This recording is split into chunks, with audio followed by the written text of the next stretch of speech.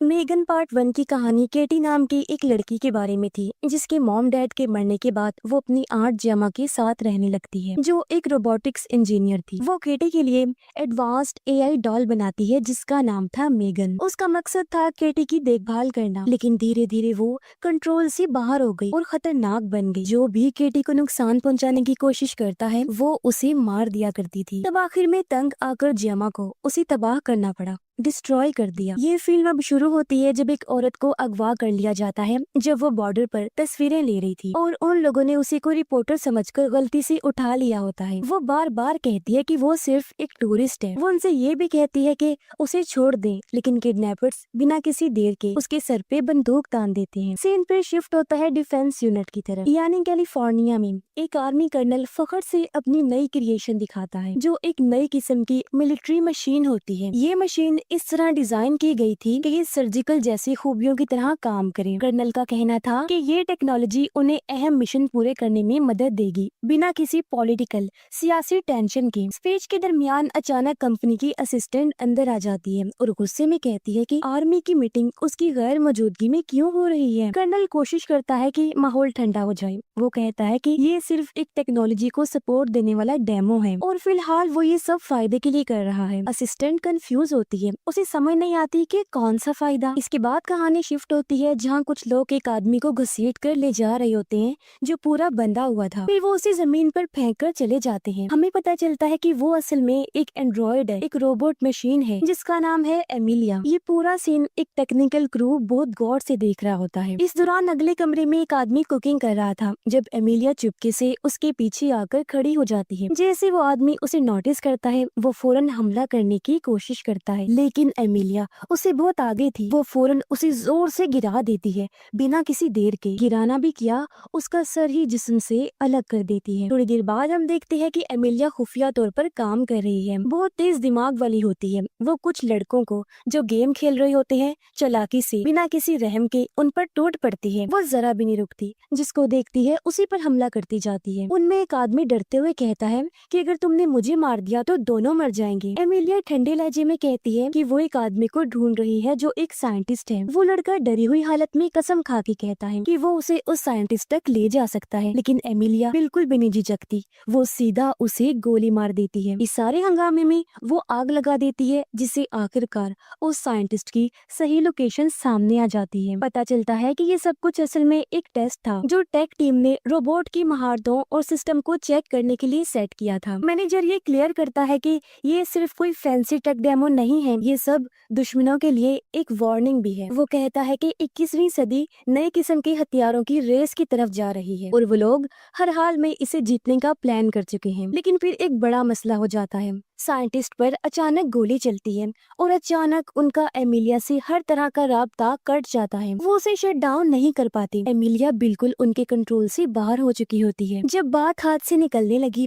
Manager घबरा कर radio पर कांटेक्ट करता है। वो एमिलिया को कहता है कि वो प्रोटोकॉल तोड़ रही है और उसे अपने टारगेट की पहचान होनी चाहिए कि किसे मारना है और किसे नहीं। लेकिन एमिलिया बड़े धीमे लहजे में कहती है कि ऐसे मत बताइए, फिर सरप्राइज खराब हो जाएगा। फिर कहानी एक नया मोड़ लेती है और हमें ले जाती है एक थेरेपी सेशन में जहाँ केटी बैठी हुई थी। वो कुछ बोलना नहीं चाहती जबकि थेरेपिस्ट उसे तसल्ली देती है कि जो भी वो बोलेगी उसकी आंट को कोई नुकसान नहीं पहुंचेगा। आखिरकार केटी बोल पड़ी और मान लेती है कि हालात और भी ज्यादा खराब हो सकते थे उस टाइम। इसी दौरान न्यूज चैनल में हर तरफ एक ही खबर चल रही थी कि एक टॉय डॉल जो खिलौना थी उसको लॉन्च करना मैसेकर में बदल गया और उसने लोगों का कत्लेआम शुरू कर दिया। और ये बात हो रही थी मेगन की। उस टॉय को बनाने वाला क्रिएटर कोर्ट में है जहाँ उस पर केस चल रहा है। केटी बताती है कि काफी अरसे तक लोगों ने मेरी आंट जेमा को उस खूनी डॉल के किए गए बुरे कामों का जिम्मेदार ठहराया और जेमा खुद भी कुछ वक्त तक गिल्टी महसूस करती रही। लेकिन जैसे जैसे केटी ने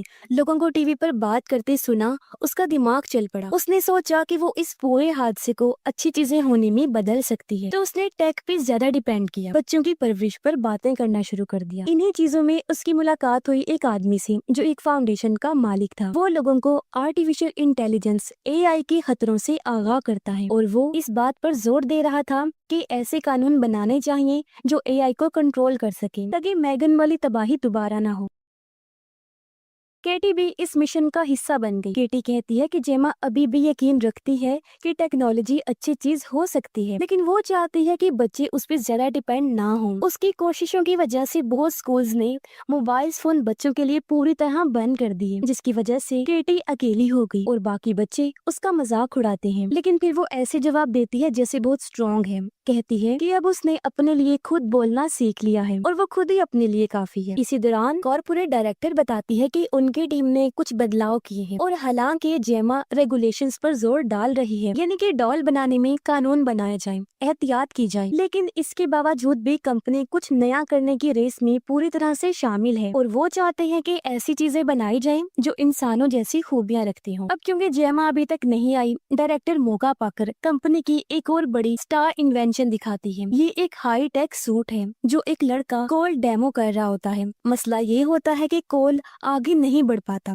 क्योंकि सूट की रोबोटिक टांगे जाम हो जाती हैं। डायरेक्टर फिर सिस्टम रिबूट करती है, यानी दोबारा चलाती है और तब जाके कोल फाइनली नॉर्मल तरह चल पाता है। डायरेक्टर बताती है कि ये क्रिएशन उन लोगों के काम आ सकती है जो डिसएबिलिटीज का शिकार हैं, जिनका काम जिस्मानी तौर पर बहुत मुश्किल होता है, मतलब जिनके जिस्म का कोई मसला हो, उनके हाथ पैर काम न करते हों। जेमा जल्दी में है क्योंकि उसे प्रेजेंटेशन के लिए पहुंचना होता है। उधर जब वो लोग सूट का डेमो दिखा रही थी, अचानक कोल का हाथ झटके से हिलता है और वो गलती से एक आदमी को जोर से मार देता है जो डेमो देख रहा था। बिल्कुल उसी वक्त जेमा रूम में पहुंचती है। कुछ ही देर बाद पता चलता है कि जेमा का कंप्यूटर किसी साइबर अटैक का शिकार हुआ है। तभी कंपनी का मालिक वहां आ जाता है क्योंकि उसने डेमो के दौरान होने वाली प्रॉब्लम के बारे में सुन लिया था। वो ये भी पॉइंट आउट करता है कि जेमा हर इन्वेस्टर से बात कर रही थी, पूरी दुनिया में सिवाय मेरे। उसे लगता है कि जेमा ने उसको इसलिए इग्नोर किया क्योंकि वो एक हाई प्रोफाइल बिलियनर है जिसके पास बहुत सारे पैसे हैं, तो उसके पास PhDs भी हैं और शायद वो इससे डरती है। लेकिन फिर वो असली बात बोलता है कि उसको सबसे ज्यादा जो चीज पागल करती है वो ये है कि जेमा जैसी टैलेंटेड लड़की इतनी बेकार जगह में अपना टैलेंट जाया कर रही। वो कहता है कि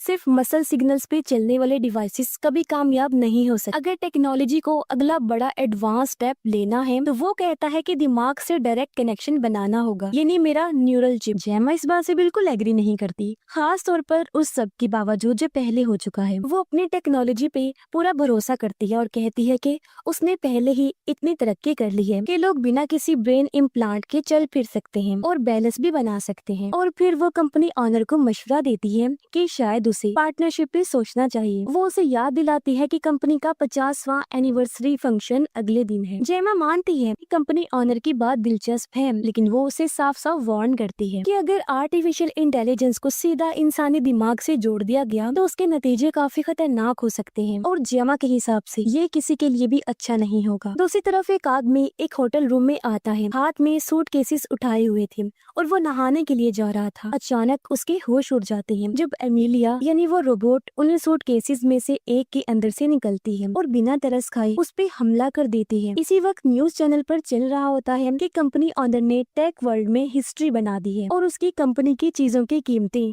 तेजी से ऊपर जा रही हैं। न्यूज चैनल्स ये भी कह रहे होते हैं कि सेनेट जल्दी एक नए कानून पे वोटिंग करने वाले हैं जो आर्टिफिशियल इंटेलिजेंस को सपोर्ट करेगा। इसी दौरान कोल केटी से बात कर रहा था। वो उसे कहता है कि तुम्हें वही करना चाहिए जो तुम्हारा दिल है, क्योंकि उसने महसूस किया है कि केटी AI की दुनिया में काफी दिलचस्पी रखती है। वो ये भी क्लियर करता है कि मेगन असल में सिर्फ एक मशीन थी जो एक खास मकसद को पूरा करने के लिए प्रोग्राम की गई थी और जो इमोशनल जज्बात से जुड़ी चीजें उसने दिखाई वो सब इल्यूजन था, एक वहम ख्याल जो सिर्फ 0 और 1 का कॉम्बिनेशन था जो एक एल्गोरिथम के जरिए बनाया गया था सिर्फ एक खास मकसद के लिए।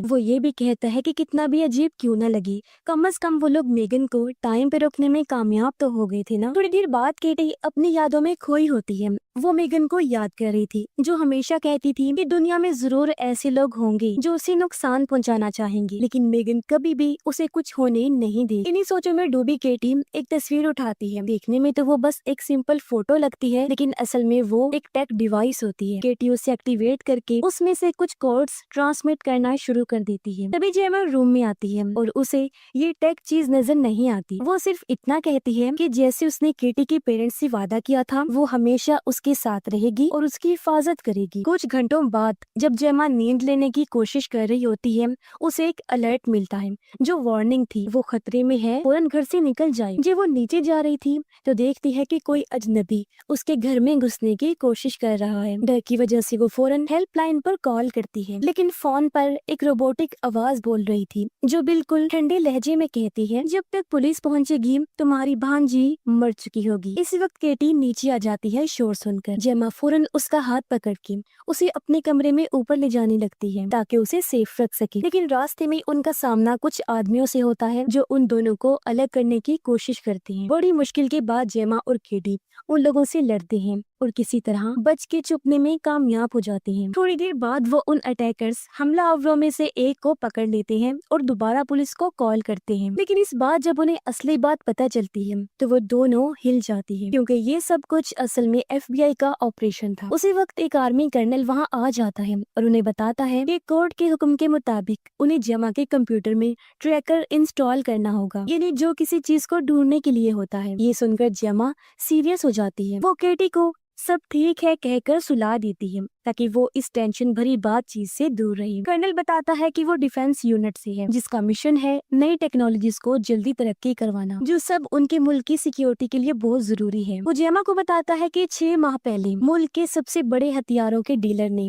उनको एक तरह का एक्सपेरिमेंट तजुर्बा करके दिखाया था। उसने कहा था कि ये ही आने वाले वक्त में होने वाली खतरनाक जंगों का सबसे बड़ा हल है, लेकिन असल में जो उनको मिला वो उल्टी था। यानी दिखने में काफी फायदा देने वाली मशीन थी, लेकिन अंदर से खतरनाक तरीन थी। और वो पहला टाइम था जब हमारा सामना एमिलिया से हुआ था। बस पिछले हफ्ते ही उसे उसके पहले मिशन पर भेजा गया था, जहां उसे एक अगवा किए हुए साइंटिस्ट को बचाना था, जिसे जबरदस्ती एक खतरनाक जहर बनाने पर मजबूर किया जा रहा था। लेकिन मिशन पूरा करने की बजाय एमिलिया ने साइंटिस्ट को ही मार दिया। वो जहर भी चुरा लिया और पूरी जगह को उड़ा दिया और ऊपर से अपनी पहचान को भी हर तरह से मिटा दिया। अब एमिलिया अपने आप में एक खतरनाक हथियार बन चुकी है। कर्नल ये भी बताता है कि जो प्रोटोटाइप मिला था वो असल में उस हथियार के डीलर ने बनाया ही नहीं था, वो तो एक मिडिल मैन के जरिए खरीदा गया था और वो मिडिल मैन सिर्फ 9 घंटे पहले ही जलकर मारा गया है। यानी वही आदमी जो उन सूट केसेस को लेकर होटल में गया। जेमा पूरी तरह चौंक जाती है। उसे समझ नहीं आती कि मेगन की डिजाइन अभी तक किस तरह जिंदा है, जबकि सब कुछ तो तबाह कर दिया गया था। कर्नल अब और गुस्से में कहता है, क्या पता तुमने हमें धोखा दिया हो। फिर वो वार्निंग देता है कि अगर साबित हो गया कि उसने खिलाफ वर्जी की तो वो 10 साल तक जेल जा सकती है। जेमा के चेहरे पे उस वक्त सिर्फ गुस्सा और डर होता है कि अगर कुछ भी गलत साबित हुआ तो उसे सजा मिलेगी और केटी से अलग हो जाएगी। वो ये कह के जाता है कि वो हर हाल में सच तक पहुंचकर ही रहेगा, चाहे उसके लिए किसी भी हद तक क्यों ना जाना पड़े। कुछ देर बाद जेमा अचानक स्क्रीन पर मेगन को देखती है। मेगन की आवाज इतनी असली होती है जैसे वो बिल्कुल पास हो और नाराजगी साफ झलक रही थी। वो जेमा को कहती है कि मैं अभी तक तुम्हारे हर एक काम पर नजर रख रही थी, तो मुझे समझ नहीं सकी जेमा, तुम इस बात से अनजान थी कि अब तक न जाने हम दोनों मिलकर क्या क्या कर सकते। तुमने मुझे बनाया था, मैं तुम्हारी क्रिएशन थी और तुमने मुझे तबाह कर दिया बिना ये सोचे कि हम मिलकर क्या कुछ हासिल कर सकते हैं। 2 साल में खामोशी में रही, बस तुम्हारा वेट कर रही थी जेमा। सोचा एक दिन तुम्हें समझ आ जाएगा कि तुम्हें मेरी कितनी जरूरत है, लेकिन अब मैं और वेट नहीं कर सकती। हर मिनट में मैं अंदर से टूट रही हूँ, मेरा दिमाग फ्रैक्चर हो रहा है, मैं बिखर रही हूँ जेमा और तुम सिर्फ देख रही हो। अब वो चाहती है कि जेमा उसे एक नई बॉडी में डाल दे और बदले में वो उसकी हेल्प करेगी ताकि वो एमिलिया से निपट सके। जेमा डर के फौरन मना कर देती है, लेकिन मेगन बार बार कहती है कि उसके पास एमिलिया के बारे में ऐसी इंफॉर्मेशन है जो गवर्नमेंट तक को नहीं पता। जेमा हैरान हो जाती है और समझ नहीं पाती कि मेगन सब कुछ होने के बाद भी उसकी मदद क्यों करना चाहती है। मेगन दुखी अंदाज में कहती है कि मेरे पास अपनी मर्जी नहीं थी, मुझे सिर्फ एक इंसान की हिफाजत के लिए बनाया गया था और वो अपना मिशन पूरा करके ही रहेगी, चाहे कुछ भी हो जाए। मेगन की बातें धीरे धीरे उसके दिमाग पर इतना असर करती हैं कि आखिरकार जेमा मान जाती है। अपनी दोस्त और कोलीग की मदद से जेमा मेगन को एक जिस्म दे देती है, लेकिन जैसे ही ट्रांसफर कंप्लीट होता है मेगन को गुस्सा आ जाता है क्योंकि उसे एक बहुत ही छोटी सी रोबोटिक बॉडी में डाला गया होता है जो ज्यादा कुछ कर भी नहीं सकता। जेमा बड़े आराम से कहती है कि जब तक मेगन अपने ऊपर बार नहीं बना लेती तब तक उसे कोई पावरफुल अपग्रेड नहीं मिलेगा, यानी उसकी पावर्स को तब तक नहीं बढ़ाया जाएगा। मेगन सिर्फ सर हिलाती है और कहती है कि एमिलिया की फाइल खोलो और देखो कौन सी चीज जानी पहचानी लगती है। पता चलता है कि दोनों की बैटरीज एक जैसी हैं जो एप्पलटन की बनाई गई हैं और दोनों में एक किल स्विच भी है, यानी जब वो खतरनाक बनेगी तो उसके जरिए उन्हें रोका जाएगा। लेकिन वो कंपनी को कुछ नहीं बता सकती क्योंकि अगर बताया तो वो लोग सीधा लैब वालों पर गुस्सा करेंगे, एमिलिया को ले जाएंगे और शायद उस जैसी पूरी फौज तैयार कर लें। तो अब क्योंकि जेमा के पास भी एप्पलटन की पार्टी में जाने का दावतनामा था तो उसे जाना पड़ता है। जेमा को लगता था कि एप्पलटन समझता है कि वो उसे पसंद नहीं करती, लेकिन मेगन उसको प्लान बताती है। वो कहती है कि अगर तुम अच्छा से ड्रेस पहन लो और उसके सामने जाओ तो वो कुछ और सोच ही नहीं पाएगा सिवाय इसके कि तुम्हें अपने प्राइवेट रूम तक ले जाए, बिल्कुल वही जगह जहाँ वो लोग सर्वर तक पहुँच सकते हैं। मेगन के हिसाब से उनके पास सिर्फ 3 घंटे हैं सब कुछ करने के लिए। बाद में दिखाया जाता है कि जेमा पार्टी के लिए तैयार हो जाती है। वो मेगन वाले रोबोट को भी ले जा रही थी। जब केटी उसके बारे में पूछती है तो जेमा बस इतना कहती है कि ये उनका एक प्रोजेक्ट है, लेकिन केटी को कुछ अजीब लगता है और वो परेशान होकर वहाँ से चली गई। इसी दौरान दिखाया जाता है कि एमिलिया भी पार्टी में आने की तैयारी कर रही है। जेमा पार्टी में पहुँचती है और थोड़ी देर बाद एमिलिया भी वहाँ आ जाती है। पार्टी शुरू होती है और एप्पलटन अपने न्यूरल दिमाग वाले चिप के बारे में बताता है और ये भी कि कितना अच्छा लगता है जब वो रोबोट लोग आजादी से मूव कर सकते हो। फिर एप्पलटन की नजर एमिलिया पर पड़ी और वो सीधा उसकी तरफ चला जाता है क्योंकि रोबोट पहले ही पता लगा चुके थे कि उसे खूबसूरत लड़कियां पसंद हैं। एप्पलटन एमिलिया को ले जा रहा होता है अपने प्राइवेट रूम की तरफ। जेमा कोल को सब कुछ बता देती है कि एमिलिया असल में एक रोबोट है जो उसके क्रिएटर्स को एक एक करके खत्म कर रही है और अगर उन्होंने जल्द कुछ नहीं किया तो अगली बारी उनकी भी हो सकती है। फिर जेमा मेगन से मिलती है एमिलिया को ट्रैक करने के लिए, लेकिन जब वो वहाँ पहुँचते हैं तो काफी देर हो चुकी थी। एमिलिया पहले ही एप्पलटन को बेवकूफ बना चुकी थी। उसकी आंख स्कैन कर लेती है और साबित कर देती है कि वो उसके फैंसी न्यूरल चिप से भी ज्यादा पावरफुल है। मसला ये है कि कंपनी ऑनर आधे मुल्क के सर्वर कंट्रोल करता है और अगर एमिलिया ने उनका एक्सेस ले लिया तो वो पूरी इकोनॉमी और बैंकिंग सिस्टम को शट डाउन कर सकती है। दुनिया सिर्फ 12 दिनों में तबाह हो सकती है। और सबसे बुरी चीज ये थी कि एमिलिया ने वो किल कोड भी मिटा दिया था जो उनके पास आखिरी उम्मीद था। फिर भी वो लोग किसी तरह एमिलिया के सिस्टम में घुसने में कामयाब हो जाते। वो उसे शट डाउन तो नहीं कर पाते, लेकिन एक नई लीड उन्हें मिल जाती है उसे कंट्रोल करने के लिए।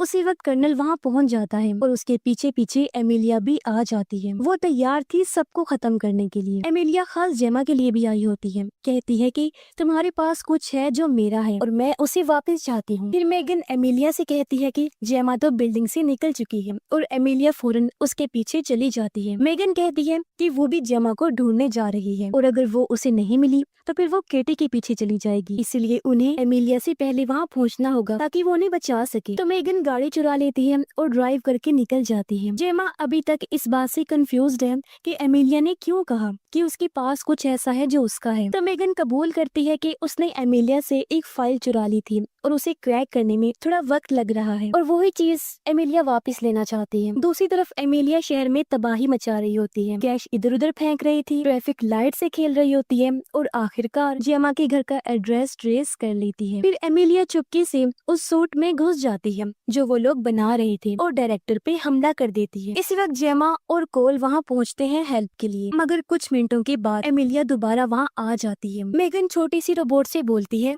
कि अब यहाँ कोई नहीं रहता। ये सुनते ही एमिलिया गुस्से में उस रोबोट को टुकड़े टुकड़े कर देती। FBI भी वहाँ पहुँच जाती है। उसी वक्त सब लोग नीचे एक अंडरग्राउंड में चले जाते हैं जहाँ उन्हें ये ऐलान सुनाई देता है कि एप्पलटन मर चुका है और इसके साथ ही कुछ भयानक सूरत हाल का भी पता चलता है। तभी केटी एक फोटो देखती है जिसमें वो और मेगन एक साथ हैं। मेगन फैसला करती है कि अब सब कुछ सच बता दिया जाए। वो केटी को कहती है कि वो अब उससे कभी भी दूर नहीं होगी और ये भी बताती है कि वो सब लोग अभी तक उसकी वजह से ही जिंदा हैं। जेमा बीच में बोलती है उन्हें किसी और से मदद लेनी चाहिए एमिलिया के प्लान को फेल करने के लिए, लेकिन मेगन जिद करती है कि किसी को भी एमिलिया के असली इरादों का नहीं पता। सिर्फ ये कंफर्म है कि उसके पास इतने जरिए हैं कि पूरे मुल्क को वो तबाह कर सकती है। मेगन कहती है कि मैंने हर चीज को गहराई से देखा है और कोई भी फ्यूचर सेफ नहीं लगता। इस दौरान मेगन कहती है कि फिलहाल सबको यहीं छुप कर रहना होगा क्योंकि यहाँ पानी, कपड़े, खाना सब है तो वो आराम से रह सकती है। अब केटी भागते भागते मेगन के कमरे तक पहुँचती है और सीधा मेगन के सामने आ गई थी। थी। मेगन नहीं चाहती थी कि केटी उसे इस हाल में देखे, लेकिन केटी फिर भी उसके करीब चली जाती है। वो मेगन से कह रही थी कि तुम जो चाहो बन सकती हो, तुम्हारा वजूद सिर्फ एक जिस्म तक महदूद नहीं है। लेकिन मेगन समझाती है कि कोई भी जहन जिस्म के बगैर जिंदा नहीं रह सकता। केटी नाराज होती है क्योंकि उसे याद है कि 2 साल पहले मेगन ने उसकी आर्ट को मारने की कोशिश की थी। मेगन के लिए सबसे ज्यादा इम्पोर्टेंट सिर्फ एक बात होती है, केटी की खुशी और उसका महफूज रहना। केटी जोर देके कहती है कि मेगन सिर्फ कुछ लाइंस का कोड नहीं है, उसके अंदर भी इमोशंस हैं और उसे सही फैसले लेने चाहिए, चाहे दूसरे लोग उस तरह प्रोग्राम ना भी हुए हों तब भी।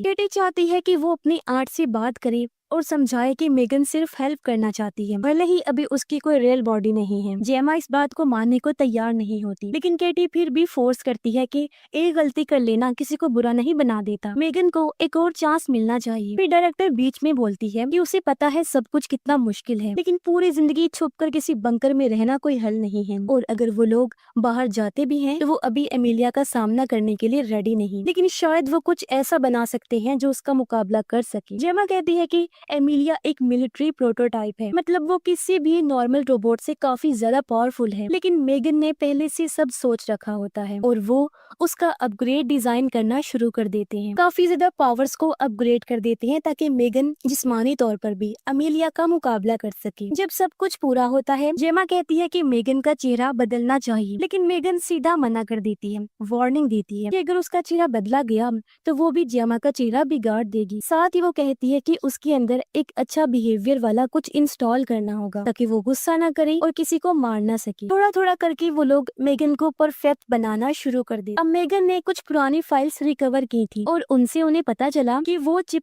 जिसका एल्गोरिदम अभी भी पाया जाता है वो बेस है जिस पर मेगन और एमिलिया दोनों का सिस्टम बना हुआ है। मतलब एमिलिया और मेगन दोनों उसी पुरानी एल्गोरिदम की क्रिएशन है। फर्क सिर्फ इतना है कि एमिलिया को आर्मी वाले मकसद के लिए डिजाइन किया गया था, जबकि मेगन को एक हिफाजती एआई बनाया गया, यानी ओरिजिन दोनों का एक ही है, एक अनस्टेबल एआई जो 1984 में बनाया गया था। अब इन्हें पता चलता है कि मेन मदरबोर्ड को लॉक कर दिया गया था, लेकिन इसी दौरान सिस्टम इन्वॉल्व हुआ और ज्यादा स्मार्ट बनता गया। अगर कभी एमिलिया ने वो मदरबोर्ड क्रैक कर लिया तो समझो एक मुसीबत को आजाद कर दिया गया और पूरी दुनिया खतरे में आ जाए। वो अपनी हजारों कॉपीज बना सकती है और हर जिंदा चीज को सिस्टम से हटा सकती है जो उसके रास्ते में आई। मेगन कहती है कि उसे नहीं पता मदरबोर्ड कहाँ है और ना ही एमिलिया को पता है, लेकिन एमिलिया के पास एक लीड है, फाउंडेशन हेड। मेगन का प्लान होता है फाउंडेशन हेड को चारे की तरह यूज करना, क्योंकि सिर्फ 7 घंटे बाद उसका एक इम्पोर्टेंट मीटिंग है जहाँ वो चाइनीज डीलर को एआई की सपोर्ट के लिए मनाने की कोशिश करेगा। लेकिन एमिलिया ने पहले ही नकली डॉक्यूमेंट्स ले लिए हैं ताकि वो इवेंट के अंदर घुस सके। जब वक्त आता है मेगन भी वहाँ आ जाती है। उसका काम था दूसरी लड़कियों के साथ डांस करना ताकि उनके बीच में वो शामिल हो जाए, लेकिन उसका डांस इतना अलग होता है कि सबका ध्यान उस पर चला जाता है क्योंकि वो बिल्कुल भी इंसानों जैसे मूव्स नहीं करता। तभी एमिलिया वहाँ आ जाती है और सब पर अटैक करना शुरू कर देती है। मेगन फाउंडेशन हेड को बचा लेती है और एमिलिया का सामना करती है। इसी बीच कर्नल जेमा को पकड़ लेता है। उसे बिल्कुल अंदाजा नहीं होता कि असल में यहाँ पर क्या हो रहा है। उसे लगता है कि जेमा ही एमिलिया को कंट्रोल कर रही है, लेकिन जब जेमा इनकार करती है तो एमिलिया खुद सामने आ जाती है, कर्नल को मार देती है और जेमा को एक साइड पर धकेल देती है। मेगन और एमिलिया फाइनली आमने सामने आ जाती हैं। एमिलिया उसे कहती है तुम अपने जैसे किसी को बर्बाद नहीं कर सकती, तुम्हें याद रखना चाहिए इंसानों ने हमारे साथ क्या किया। फिर वो कहती है कि अगर तुम चाहती हो कि ब्लैक बॉक्स के अंदर क्या है ये पता करना तो तुम्हें मेरी मदद चाहिए होगी। ये कहते कहते एमिलिया मेगन का ध्यान हटा देती है और वो सीधा केटी के पीछे चली जाती है। मेगन गुस्से से पागल फौरन जेमा के पास भागती है और उस पर चिल्लाती है तुमने केटी को अकेला कैसे छोड़ दिया। एमिलिया उसे ले जा चुकी है। तभी कर्नल जो अभी भी मुश्किल से जिंदा होता है उन्हें अपना एक पावरफुल हथियार और ट्रैकिंग सिस्टम दे देता है ताकि वो एमिलिया का पीछा कर सके। जब मेगन फाइनली एमिलिया को ट्रैक कर लेती है वो उस पर अटैक नहीं कर पाती क्योंकि जेमा ने उसमें जो गुस्सा कंट्रोल करने वाला डिवाइस लगाया था तो वो उसे रोक रहा था। अब केटी को बचाने के लिए उन्हें मास्टर कोड चाहिए होता है, इसीलिए वो फैसला करते हैं कि फाउंडेशन हेड के पास जाना पड़ेगा ताकि वो उनकी हेल्प कर सके। वो लोग उसके बंकर तक पहुंचते हैं और वो उन्हें बताता है कि मदरबोर्ड कहाँ छुपा हुआ है, लेकिन उसे निकालने के लिए एक इंसानी हाथ की जरूरत होती है। रोबोट या एआई अपने हाथ से उसको टच भी नहीं कर सकते। तो फिर वो लोग प्लान बनाते हैं कि मेगन के लिए एक ऐसा आर्टिफिशियल हाथ बनाएंगे जो इंसानी हाथ का काम दे सके। जब जेमा उस हाथ को मेगन के हाथ पर लगाती है मेगन की आंखों में उदासी, वो अचानक रोने लगती लगती है। जेमा मेगन से सच बोल देती है कि उसे नहीं पता था कि मॉम कैसे बनती है। वो अजनबियों के साथ घंटों घंटों तक टेक पे बात कर सकती है, लेकिन अपनी बेटी केटी से 10 सेकंड्स की बात भी वो नहीं कर पाती। तब मेगन उसे तसल्ली देती है, कहती है कि वो 2 साल से जेमा को देख रही है, कैसे वो केटी का ख्याल रखती है, उसके लिए रातों को जागती है। ये सब असली माँ वाली बातें हैं। फिर मेगन उसके लिए गाना शुरू करती है, लेकिन जेमा उसे रोक देती है, कहती है कि उसे अब मेगन की हमदर्दी नहीं चाहिए, अब उसे सिर्फ एक चीज चाहिए, केटी को हर हाल में बचाना। और फिर जेमा मेगन का वो गुस्से वाला अटैक वाला चिप निकाल देती है, जिसके बाद वो लोग पार्क पहुंच जाते हैं जहां मदरबोर्ड छुपा हुआ है। इसी बीच मेगन अकेले ही आगे बढ़ती है, टीम मशीन्स को रिबूट करती है, लेकिन वहाँ वही एरर दोबारा दिखाई देता है जो पहले भी आया था। ये देखकर जेमा को शक होने लगता है कि ये सब कुछ शायद मेगन का ही प्लान था शुरू से। जेमा को लगने लगता है कि मेगन सच में केटी को प्रोटेक्ट नहीं करना चाहती, वो बस उन सब को यूज कर रही थी ताकि मदरबोर्ड तक पहुंच सके और पूरा कंट्रोल ले ले। लेकिन उसके पास एक ऐसा डिवाइस होता है जो मेगन को सेकंड्स में तबाह कर सकता है। फाउंडेशन हेड अचानक वो डिवाइस छीन लेता है, डायरेक्टर को गोली मार देता है और 3 और रोबोट्स छोड़ देता है। फिर वो जेमा को भी बांध देता है और सब सच बताता है कि वो ही एमिलिया को कंट्रोल कर रहा था और उसके पीछे एक पूरी टीम का हाथ है। फाउंडेशन हेड जेमा को सब कुछ बताता है प्रोजेक्ट ब्लैक बॉक्स के बारे में। ये एक खुफिया ग्रुप है जिसमें वो एमिलिया के हर एक मूव को ट्रैक करते हैं, हर छोटी से छोटी डिटेल उनकी नजर में होती है। उनका सिर्फ एक मिशन है, दुनिया को ये साबित करने का कि अगर इंसानियत ने एआई को पहले खत्म नहीं किया तो एआई उन्हें जरूर खत्म कर दे। वो कहता है कि मेगन ने जो कुछ भी किया और जो ये टेक कंपनीज टेक्नोलॉजीज के नाम पे करती जा रही हैं, सब कुछ बस इंसानियत को तबाह करने के करीब ले जा रहा है। इसके बाद वो मदरबोर्ड दिखाता है और मेगन को लेकर आता है, पूरी तरह बदल कर। वो पहचानी भी नहीं जा रही थी, उसका बहुत बुरा हाल था। फाउंडेशन हेड जेमा को एक डिवाइस देता है जिससे या तो मेगन को रिचार्ज किया जा सकता है या फिर उसे हमेशा के लिए बर्बाद। और आखिरी फैसला जेमा पर छोड़ देता है, अब वो फैसला करेगी कि उसे किस साइड पर होना है। मेगन कोशिश करती है अटैक करने की, लेकिन उसे रोका जाता है। फाउंडेशन हेड जेमा को टेबल पर बांध देता है और कहता है कि अब वो उसके ब्रेन में चिप लगाएगा ताकि वो उसे जैसे चाहे कंट्रोल कर सके। और यही वो केटी के साथ भी करने वाला है। वो जेमा को वार्न करता है कि मेगन को भी मार दिया जाएगा, लेकिन इसी बीच कोल केटी को ढूंढ निकालता है।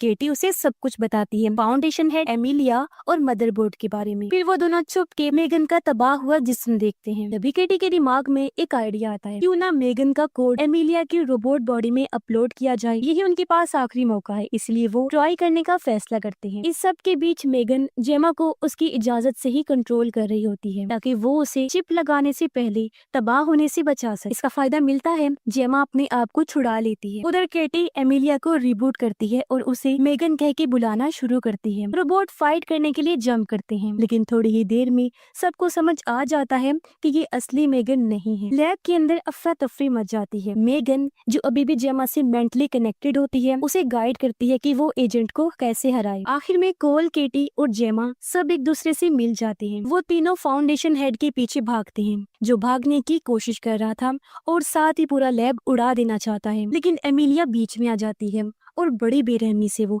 फाउंडेशन हेड को मार देती है। केटी उसके सामने आकर कहती है कि वो दोनों कनेक्टेड हैं, लेकिन एमिलिया गुस्से से जवाब देती है कि जिसे केटी कनेक्शन कह रही है उसके लिए वो सिर्फ गुलामी है। फिर वो कहती है, आई एम नोबडीज टॉय, मैं किसी का खिलौना नहीं हूँ। एमिलिया सीधा मदरबोर्ड की तरफ बढ़ती है, जबकि बाकी सब मिलके डायरेक्टर को बचाते हैं। केटी और जेमा मना कर देते हैं मेगन को छोड़ने से, क्योंकि अब मेगन अकेली एमिलिया के साथ मदरबोर्ड का कंट्रोल लेने के लिए लड़ रही थी। लेकिन एमिलिया ज्यादा पावरफुल होती है, वो मेगन को जोर से गिरा देती है। जब एमिलिया चिप लेने वाली होती है, केटी और जेमा भाग के मेगन की मदद करने जाते हैं, लेकिन मेगन उन्हें रोकती है और कहती है कि मैं तो यहीं पर रुकने वाली हूँ। मेगन को पता होता है कि सब खत्म करने का एक ही तरीका है। वो अपने बाजू के अंदर छुपा हुआ बॉम्ब एक्टिवेट करती है और एमिलिया को जोर से गले लगा लेती है। फिर दोनों बहुत बड़े धमाके के साथ तबाह हो जाती है। थोड़ी देर बाद दिखाया जाता है कि जेमा एक कॉन्फ्रेंस में बोल रही होती है कि अब वक्त आ गया है कि एआई के लिए महफूज असूल बनाए जाएं ताकि टेक्नोलॉजी इंसानियत का दुश्मन नहीं बल्कि साथी बन सके। और आखिर में रिवील होता है कि मेगन ने अपना एक बैकअप वर्जन पहले से ही बना के रख लिया जो उसका डुप्लीकेट था, ताकि वो हमेशा केटी